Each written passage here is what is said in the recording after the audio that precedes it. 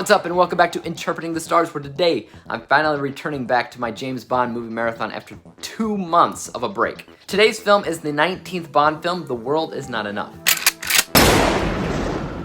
Like I said, I took a 2-month break between the last time I reviewed James Bond until now. There's 2 reasons for that. First, I took a break in October because I was doing my annual Interpreting the Scares event, and in November, I've been trying to catch up on all the newer films that have released that I got behind on.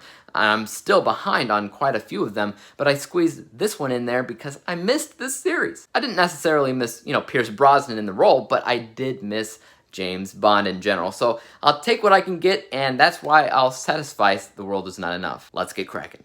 This review was brought to you by the word of the day, satisfice.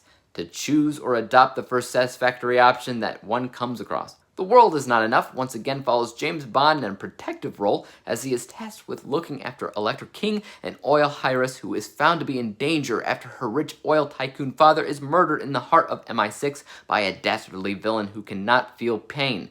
You see, this villain has a plan with the King oil pipeline, which gets even worse when we find out he has weaponized plutonium at his disposal. So this is one of the few more modern James Bond films that I had a hard time remembering, and that's because this film is actually really convoluted and messy. It's got a lot going on that I like watching in the moment, but the story itself is just so messy that it dilutes some of the best things to be found in this movie, like the characters and spy gear.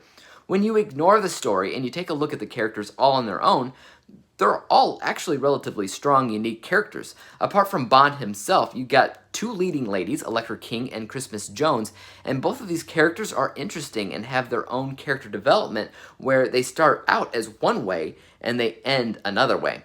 I won't reveal too much about that, but they both hold a lot of importance as to the progression of the film itself, and as does the villain of the film, Renard, who is known for his distinguishing feature, a bullet embedded in his skull that is slowly killing him and giving him the ability to never feel pain, which allows him to do much more than the typical person. Honestly, that makes him a great character, and great Bond villain. As for the people on the MI6 side, it's great to see Q one last time.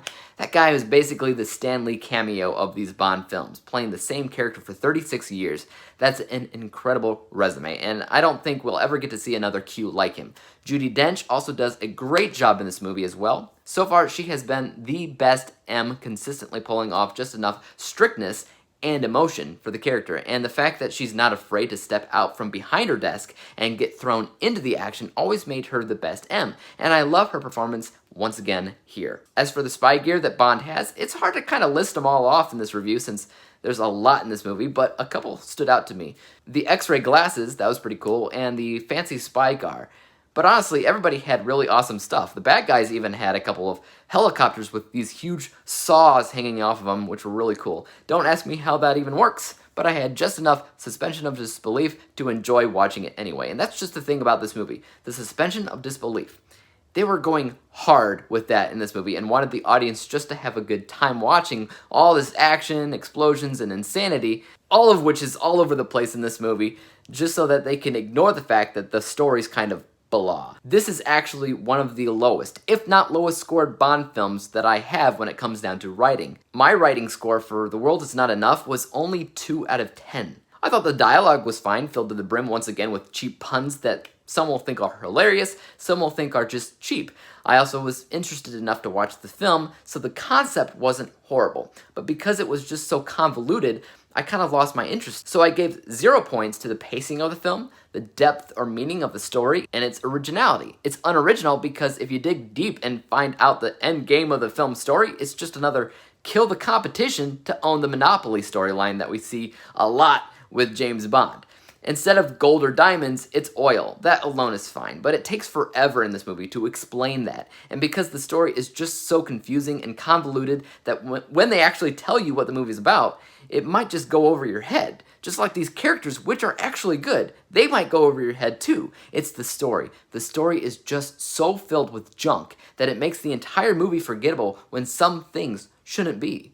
Let's go ahead and break down my final score for a second. From an unbiased technical level, I don't think there's anything inherently wrong with the movie. There's a lot of unique stuff going on with the spy gadgets, and the action scenes are shot pretty well, but it was mostly business as usual. And because they didn't risk all to make something unforgettable, what they wound up with is something unremarkable. And that score is 64%. My personal bias score is slightly higher at 74% because when it comes down to The World Is Not Enough, this movie was trying hard to be exciting. Lots of action, lots of explosion, lots of spy gear and pretty ladies, and a lot of that worked. But without a story you can care for, it wasn't scored any higher. When you average these two scores together, we come to the final rating of 69%, 69 out of 100 possible stars, or a D-letter grade. I wouldn't outright say that the film stunk. It's fair enough. It had a lot of fun elements and characters that I think were actually pretty good, but its story hurt it in the long run because I don't think anybody will be able to look back and remember this film specifically for what the characters were trying to do.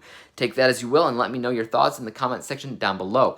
Are you a fan of these 90s Pierce Brosnan Bond films? And if so, what did you think about this film centered on an oil pipeline? Let me know, and as for YouTube, you guys know what to do. Hit the thumbs up, subscribe button, and bell to be notified when I come out with my next review. And until then, peace out. Dave examines movies we just watch for fun. Davey is the expert. He is the #1 critic that I go to when I need a movie pick. Thanks for joining up with us.